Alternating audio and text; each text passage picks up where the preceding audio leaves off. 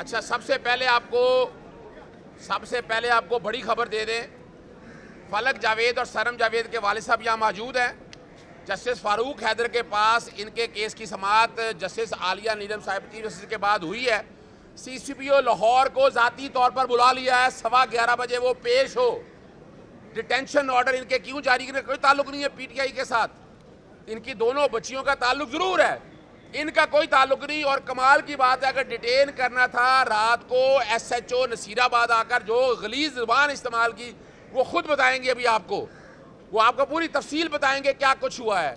लेकिन ये मजाक हो गया है कि पुलिस को सियासी विक्टिमाइजेशन के लिए इस्तेमाल हो रहा है और अदालतों को भी ध्यान से सोचना चाहिए इस हवाले से।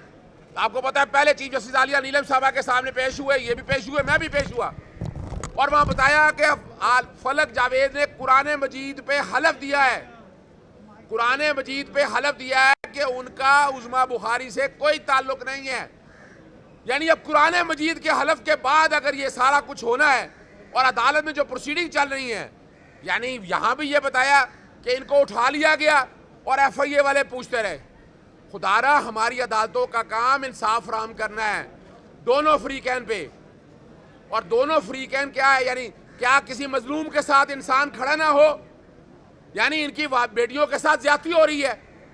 15 महीने पहले एक बेटी रह के आई है मुख्तलिफ पर्चों के अंदर, अब दूसरी बच्ची को चूके बजाय वो बोलती है, उसके लब आजाद हैं, वो इस घुटन के माहौल में चाहती है अपनी दिल की भड़ास निकाले, लेकिन किसी की इज्जत उछालना इस खानदान का शेवा नहीं है। और यही बात अदालत को बताई। खुदारा इल्जाम मत लगाएं, अगर कोई एविडेंस है मैं चैलेंज करता हूं उस्मा बुखारी साहबा को, लाएं वो सबूत जो ये साबित करे कि फलक जावेद ने ये कोई वीडियो इम्पोज या सुपर इम्पोज की है या वीडियो लगाई है। अभी तक तो FIA इतनी बड़ी फाइल सारी मैं देख चुका हूं, उसमें कोई एक सबूत मौजूद नहीं है।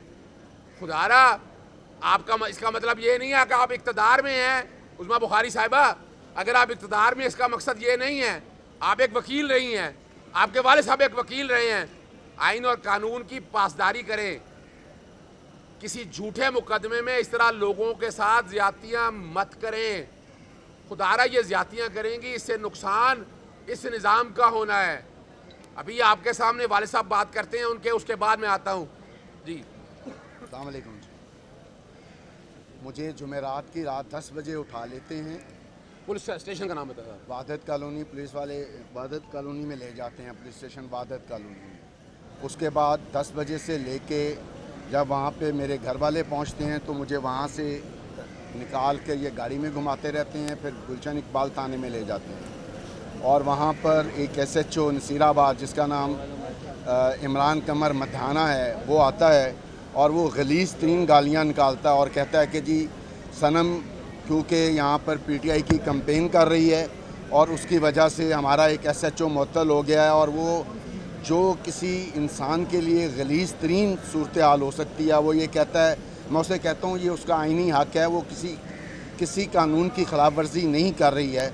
तो वो आगे से मुझे कहता है आइन और कानून को हम यहाँ लिखते हैं, उसने हमारा एक SHO मुअत्तल करा दिया है, अब वो हमें मिल गई तो मैं उसकी ये कर दूँ। डिजिटल मीडिया के इस तेज रफ्तार दौर में खबर वही जो बर वक्त और जामे हो।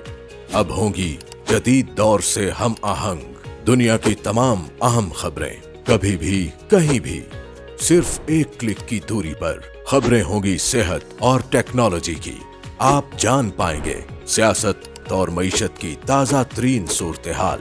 पब्लिक न्यूज वेबसाइट के जरिए सबसे अलग, सबसे बड़ी टीम के साथ हर खबर आप तक बर वक्त। www.publicnews.com